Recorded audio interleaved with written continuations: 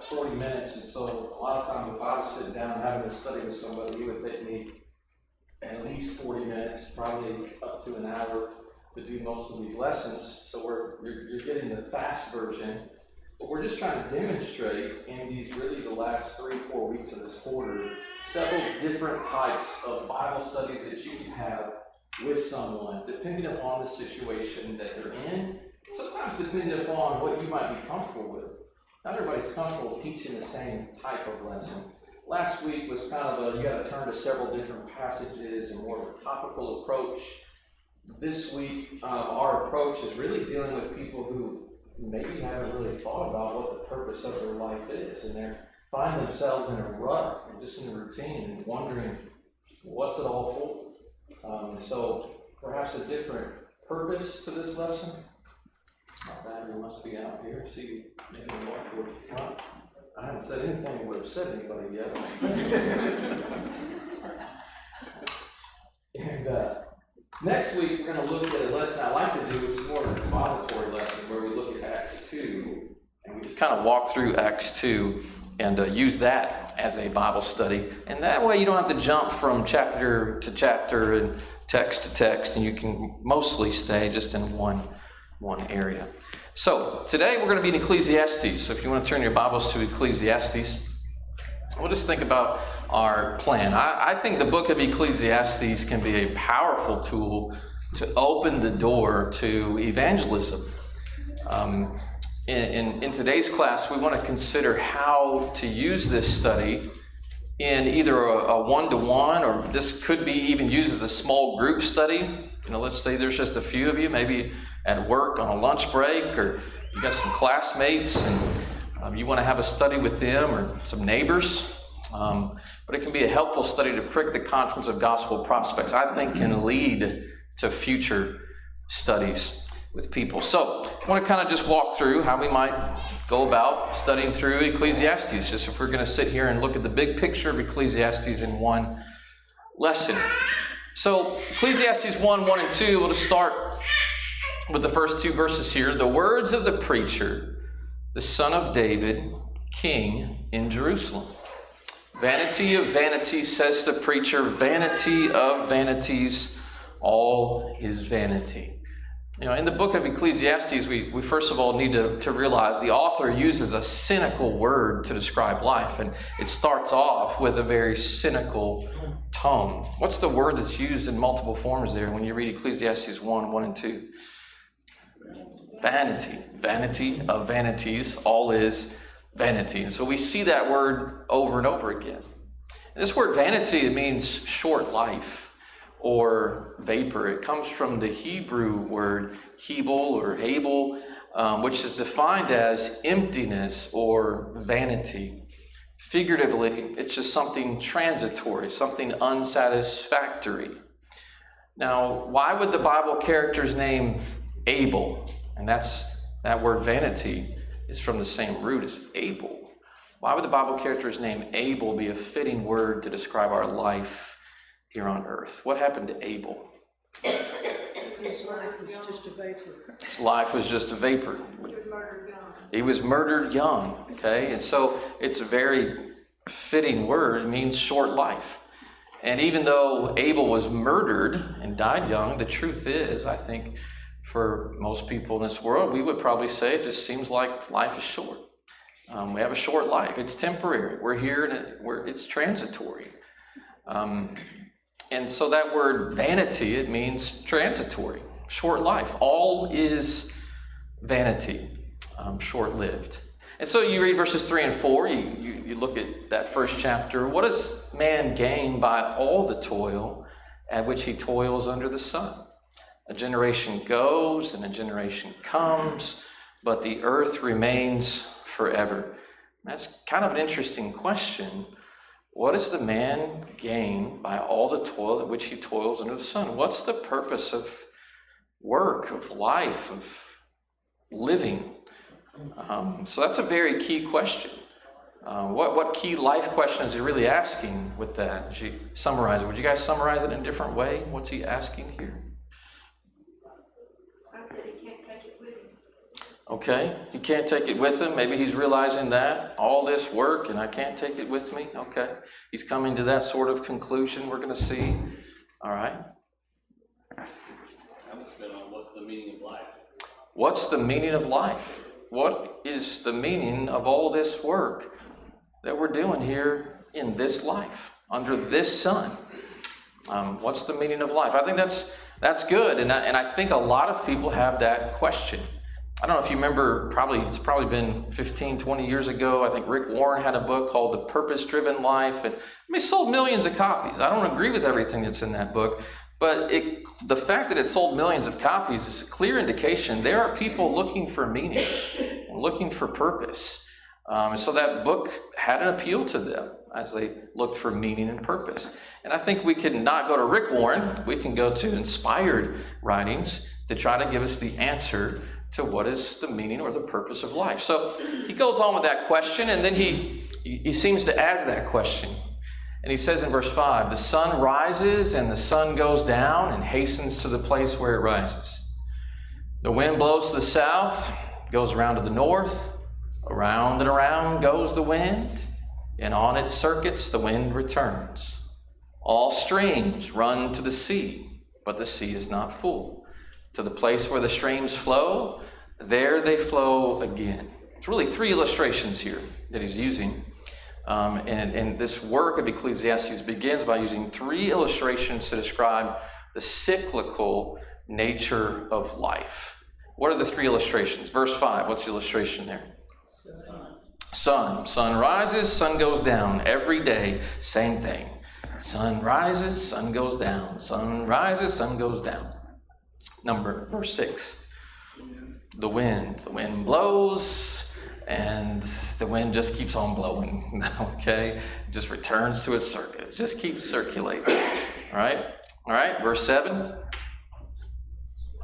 Streams run to the sea. Right? It's kind of like the evaporation cycle. Runs to the sea, goes up into the sky, rains down, and then it pours down into the rivers, and the streams run back into the sea again, and just that cycle. Everything here is cyclical. All three illustrations are cyclical. Sun set, sun rise, wind blows, goes around, streams run, doesn't fill up, they flow again.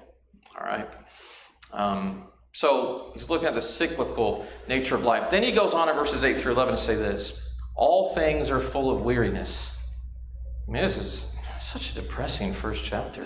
All things are full of weariness. A man cannot utter it.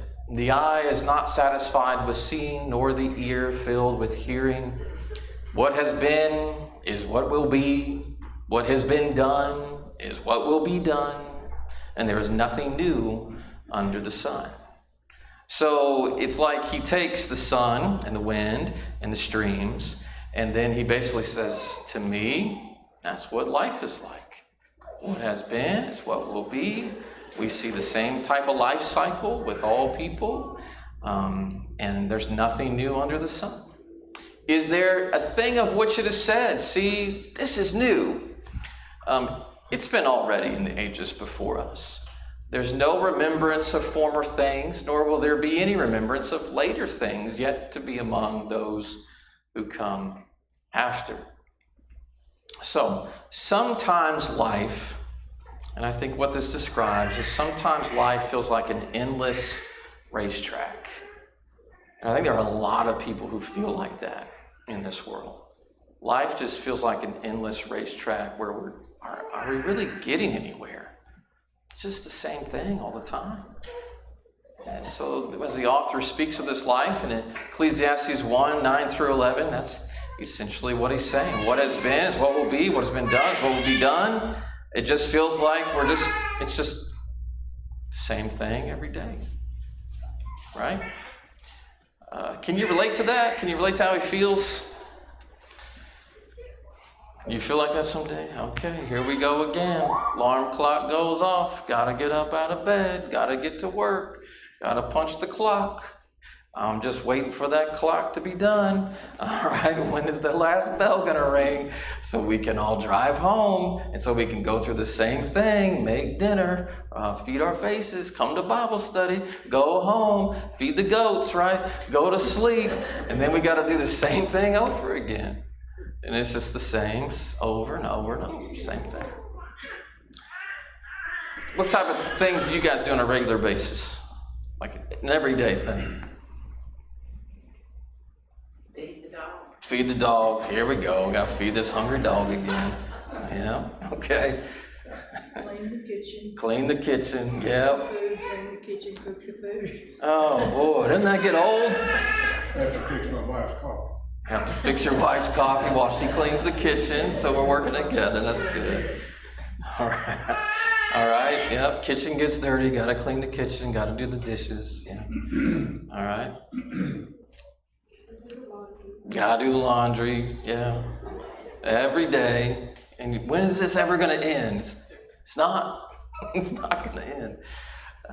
Same thing. Brush your teeth, take your shower, get cleaned up, put your clothes on, clean your clothes. It just gets monotonous. So, right? Does that? I already answered the last question, but that gets monotonous, doesn't it? I think a lot of people are there. So do you ever catch yourself saying things like, been there, done that, same stuff, different day, nothing new under the sun? That's how Solomon would put it. At least I believe Solomon is the author here. Doesn't use his name.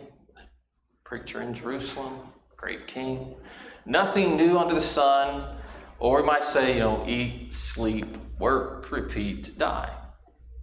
That's just kind of cyclical nature of life. So what's the point?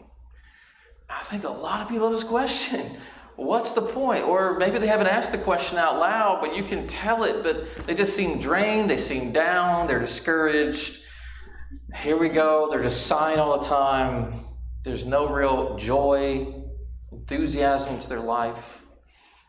I think we have the same question sometimes as Solomon, especially if you're living a life without God.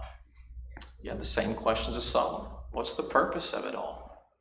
So, Solomon has this type A personality, okay? He's a go-getter. And he tried to break the endless cycle of the monotony of life by embarking upon a search for happiness and meaning. Okay? It was very clear life was getting somewhat old and monotonous for him. Just, can you imagine just being a king and it's just the same thing? Let me go sit on my throne and people bring me paperwork and legislation. I sign off on it. You go do this. You go do this. Feed me my meal. Servants fetch me this. Same thing. I mean, this is kind of cool. You're the king. But that can get cyclical too and tiresome. So what were some of the things he tried to find purpose and fulfillment? When you read Ecclesiastes 2, 1 through 9. Let's take a look at some of it. Ecclesiastes 2, verse 1. I said in my heart, come now, I will test you with pleasure. Enjoy yourself. So maybe the purpose of life, Solomon's thinking, is that I need to go out and do some fun stuff, right? Go watch some games. Go watch some sports. Go fishing. Go play around at golf. I don't think they had that in Solomon's day. That was something new. What's that? Golf is something new. The idea of sports is not new, but golf is something somewhat new, isn't it? Yeah, okay. I see what you're doing. Behold, this also was vanity. I said of laughter. So maybe I'll just bring some comedians in, some court jesters, tell a few jokes, or I'll find some funny friends, and they'll really lighten up my spirits. We'll have a good time. We'll laugh together. I said of laughter, it is mad. I said of pleasure, what use is it? You have fun at the game, and the game's over, and there's a new game the next day. Okay? You go fishing, you have a great day at the lake, and then you go back again the next day. Even that becomes cyclical. What use is it? So I searched with my heart how to cheer my body with wine. Maybe if I drink, that'll give me some sense of meaning or purpose or joy. So I'm going to cheer my body with wine. And I think there's a lot of people that drink, and that's somewhat part of it, right? We're just nothing else to do, so I might as well do something that kind of takes my mind off of things and takes the edge off. My heart still guiding me with wisdom, how to lay hold on folly, until I might see what was good for the children of man to do under heaven during the few days of their life. I made great works. So some people, to try to find purpose and meaning, they do stuff with their hands, Right, Tim the tool man. I'm going to build stuff. So I'm going to build houses. And maybe if I build houses, I'll feel like, well, that gives me purpose to life. But guess what? You build enough houses, that gets kind of cyclical too. And then you got to paint the house and repaint the house and fix the house and refix the house. And all that becomes cyclical too, right? I built houses and I planted vineyards. So maybe for some people, I'll find some joy and happiness by growing stuff. So maybe I'm going to grow my flowers, or I'm going to grow my fruit in my vineyard. And so I made myself gardens and parks, right? So maybe going out, maybe that's going to give you real purpose and meaning to your life. You're going to go out, you're going to explore the national parks, and you're going to explore the state parks, and he built himself parks and planted in them all kinds of fruit trees. I made myself pools. So maybe that's going to give me happiness. Just lay beside my pool day after day. That gets cyclical too, though, doesn't it? I made myself pools from which to water. Now, he had a purpose for his pools. It was an irrigation system from which to water the forest of growing trees. I bought male and female slaves. I had slaves who were born in my house. I had great possessions of herds and flocks. So some people, maybe if I have a dog, maybe if I have some goats or some sheep or some horses, that'll give me something to do. That'll give me happiness. I had more than any who were before me in Jerusalem. I gathered for myself silver and gold. So some people, their hobby just becomes money, collecting money, and the treasure of kings. So that could be just hobbies, things. I collected something. Some people are collectors, and it gives them some purpose and meaning. We collect baseball cards, or we collect coins, or we collect cars, or if you got the money to do that, you collect Longaberger baskets. I don't know what you collect, but some people collect stuff. I got singers. I probably hit somebody with that Longaberger basket, didn't I? Yeah. I got singers. So concerts. Again, entertainment, men and women, and many concubines. So maybe we'll try sex. The delight of the sons of men. He's got the Solomon escort service going. Maybe that'll bring me happiness, but it's just, that becomes cyclical. New girl, different night, same thing. Just like for a lot of people who try to look for fulfillment in things like pornography or in women, just becomes the same thing night after night. That becomes cyclical. That doesn't really give you real purpose, meaning. He tries all these things, and he had it all, so he could try it all. Okay. Do you think Solomon is really looking for satisfaction in these things, or he already knows the answer to the question?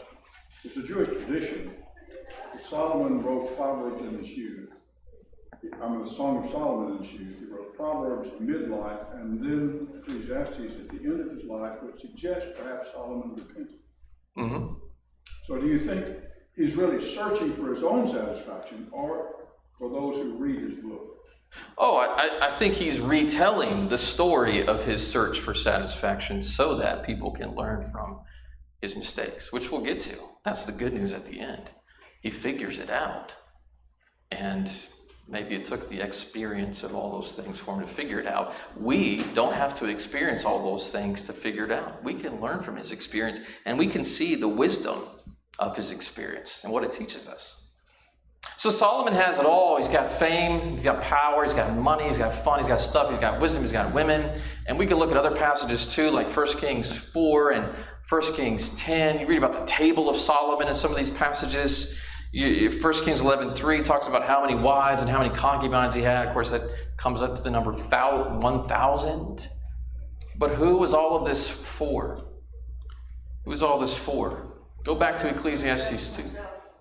Myself. I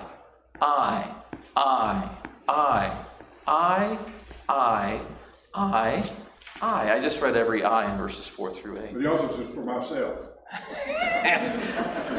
Okay, we can focus on that pronoun if you would like. But yes, there's a lot of self-focus here. It's all about me.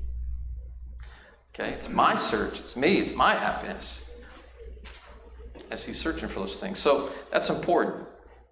It was all for him. So you look at Ecclesiastes 2, 9 through 11. He says, I became great. Because, he did become successful in having all these things. It was very unique. It was probably very entertaining for the rest of the world to see and to experience through Solomon, all that he had. Those houses, those gardens, those orchards, the entertainment he had. So I became great, and I surpassed all who were before me in Jerusalem. And also my wisdom remained with me. And whatever my eyes desired, I did not keep from them. I kept my heart from no pleasure. That's surely the key to happiness, right? Is that you get to enjoy anything you want without restriction. That is the goal of the liberation movement, right? That I should not be restricted from any pleasure. Anything I want, I can have it. That's the American dream, really. But Solomon had already lived it. He says, I kept my heart from no pleasure. My heart found pleasure in all my toil, and this was my reward for all my toil. And I considered all that my hands had done and the toil I had expended in doing it, and behold, his conclusion. All was vanity and a striving after wind, and there was nothing to be gained under the sun. So, tries it all, doesn't really find that meaning, that purpose he's looking for. Despite having everything, does that sound like a happy person when you read verse 11? Still not happy. Still doesn't seem like he's, as what you two would say, still doesn't sound like he's found what he's looking for. Right? Nothing to be gained under the sun. It seems the wealthy people are always looking for something else to make them happy. I think that's a good point. We think sometimes that, once I have this, then I'll be content. But then you end up searching after something else and wanting something else. There was depression. So many that had seemingly everything and lost it in an instant couldn't cope with that. Mm-hmm. Because that was what was important to them. Mm-hmm. Now, was there everything? And people did go on Mm-hmm. without that. Mm-hmm. But those that put all of their faith in having that. Mm-hmm. Yeah, that's a good point. So, question 9 here. And this is where, if you were studying with somebody, you would say, hey, I want you to do this. Fill in the blank. And for you, what is it that you would put in this blank? If I only had this, then I'd be complete, and then I would be happy. Howard Hughes, he was a billionaire who died in the 1970s. He was one of the most influential, wealthiest men of the 20th century. And yet, when he was asked if he was happy, here's what he said. He said, I traded all in for one happy marriage. So for him, if I only had one happy marriage, then I'd be complete and happy. Okay, so let's bring in a wife. Will marriage make us happy? Some folks are married. Sometimes they can't have kids. Sometimes they're not in happy marriages. It's very clear that there are some marriages, despite the fact people are married, not everybody who's married is happy, are they? All right, well, let's say that they've got kids. So let's bring in the kids. And you bring in the kids. And maybe for some people, their blank would be different. If we asked the high school kids what would make them happy, and if we asked the college class what would make them happy, and then if we asked this class what would make them happy, what you would put in that blank might be a little bit different. But maybe you're married, you don't have kids yet, so we bring in the kids. And so you've got some kids, and you start to realize, well, Now that I have kids, I'm not very happy. Why? Because I've got these kids and I'm in a house that's too small. I realized that after I had 3 kids in my first starter home. I mean, whoa, I need a bigger house. I don't know what to do with all this stuff that these kids have brought to my life. So now I need a bigger house, and then I'll be happy. And then you're starting to realize, that sweet little Mitsubishi Eclipse my wife used to drive around, it's not big enough anymore for these 3 kids.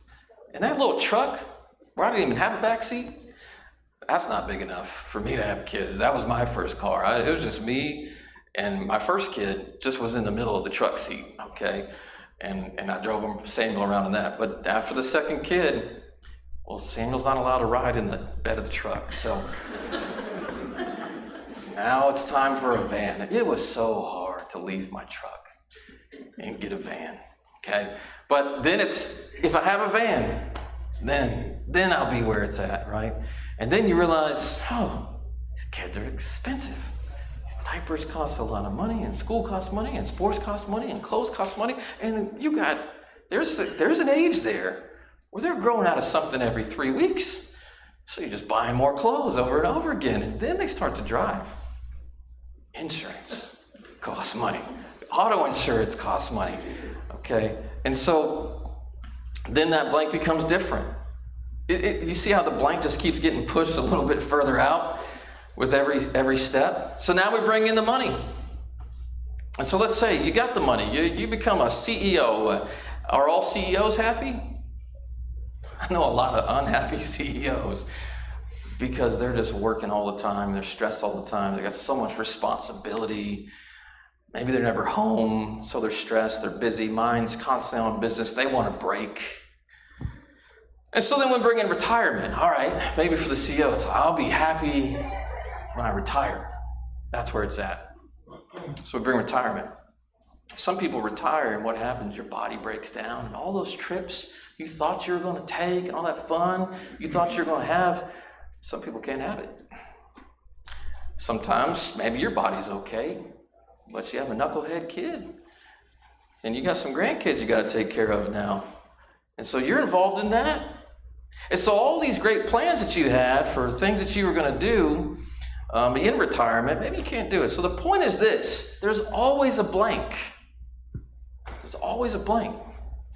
Solomon filled up every blank, and he wasn't happy. So skip to the end of Ecclesiastes, and that's where we finish up. We skip over chapters 3 through 10, and then we jump to chapter 11. You skip to the end of Ecclesiastes, and you think about Solomon's inescapable conclusions about this life. Solomon says a few things about childhood. He says a few things about the prime of life and the aging process in the following text. So let's look at Ecclesiastes 11.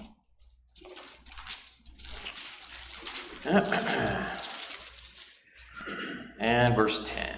Well, look at verses 9 and 10. Let me see. Do I have this on here? Yes, I do. Ecclesiastes 11, verse 10. Verse 9 says, "Rejoice, O young man, in your youth. Let your heart cheer you in the days of your youth. Walk in the ways of your heart, in the sight of your eyes. But know that for all these God will bring you into judgment. Therefore," verse 10, "remove sorrow from your heart and put away evil from your flesh. For childhood and youth are vanity." All right, so that's what he says about childhood and youth. It's vanity, just like everything else is vanity. And what's Solomon saying here? Verses 9 and 10, what's he saying?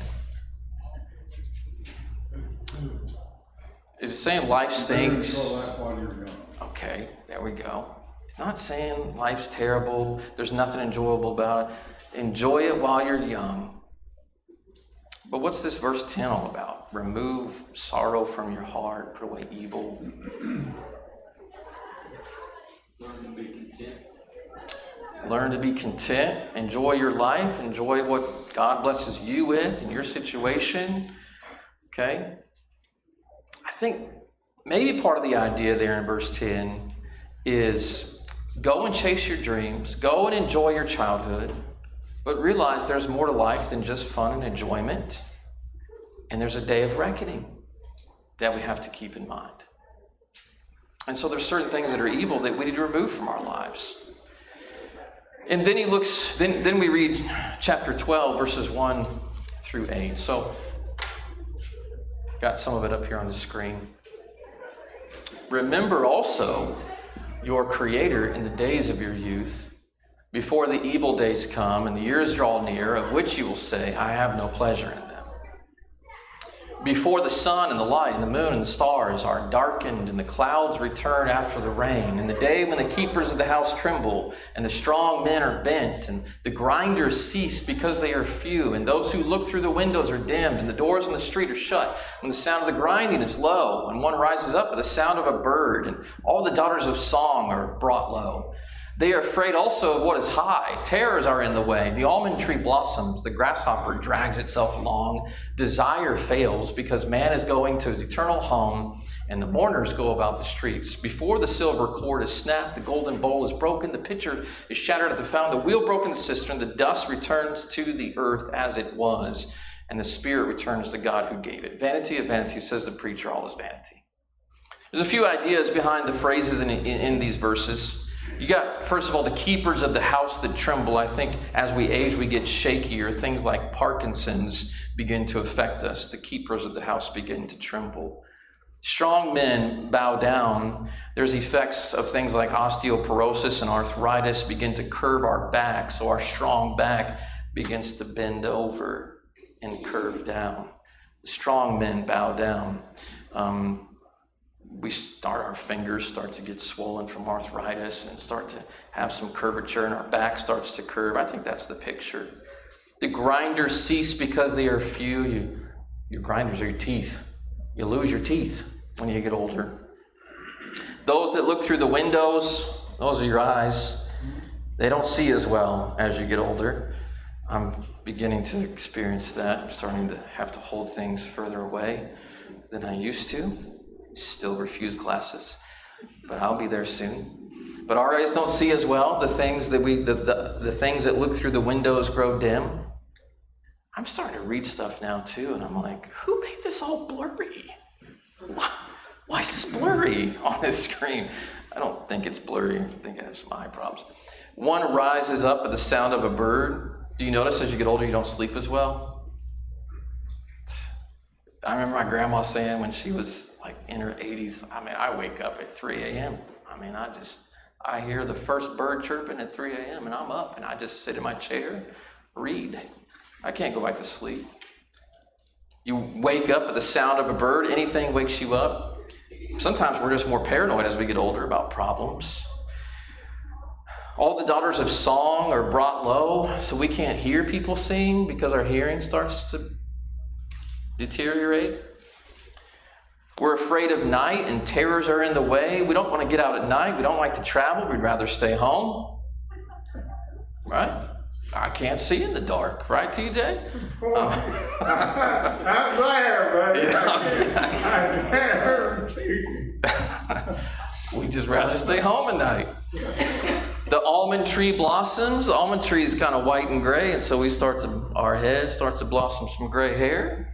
Almond tree blossoms, the grasshopper's a burden, a desire fails. I think some of our desire, our motivation wanes. We just don't feel like doing it anymore. These are all pictures and metaphors of death. We can't turn back the clock. So what's this life all about? Well, the conclusion of the whole matter is pronounced by the wise Solomon in Ecclesiastes 12, 13, and 14. We know we're getting older. We know things are going to get worse. That's the cyclical nature of life. So what is the conclusion of the whole matter? What's the purpose of my life? And what's our motivation for living for this purpose? Why do we exist? And what is it that can fill the void in light of the afterlife?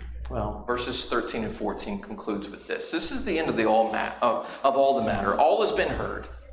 Fear God and keep his commandments. Quit living for yourself and realize there's a God to live for who gives you a purpose. This is the whole duty of man. Live for him. Quit living for you. Quit thinking, if I just do this, then I'll be happy. Live for the Lord. because God's going to bring every deed into judgment. There's going to be a day of reckoning with every secret thing, whether good or evil. Now, we read that, and the fact is, we've failed to keep his commandments and live up to God's purposes. Romans 3:23 says all have sinned and fall short of the glory of God. We've all gone our own sinful way at some point in time and haven't followed his commandments. And that should nag at our conscience. I haven't lived for God. Solomon didn't live for God for a good portion of his life.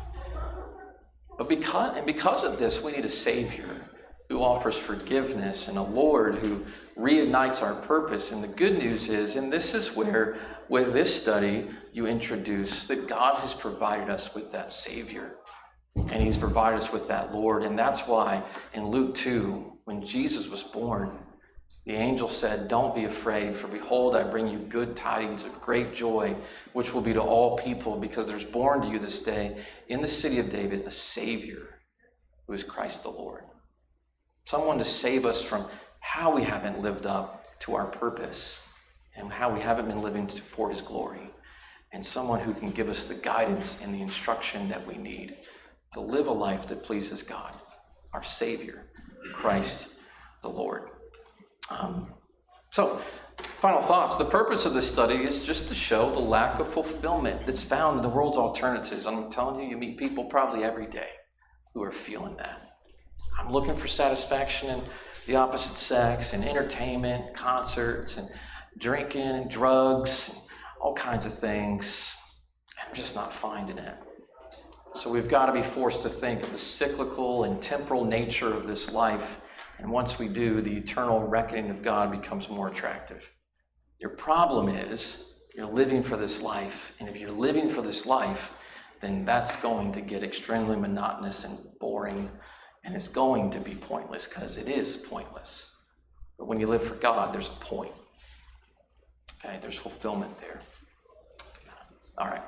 Next week, we're going to look at 3 quick key questions that are answered in Acts chapter 2. And I want to say this because I had a couple questions after the study last week. Well, what do you say if they say this? And we really skipped over Acts 2 last week because we ran out of time. But Acts 2, when you really work that over, is going to be helpful for some of that. All right.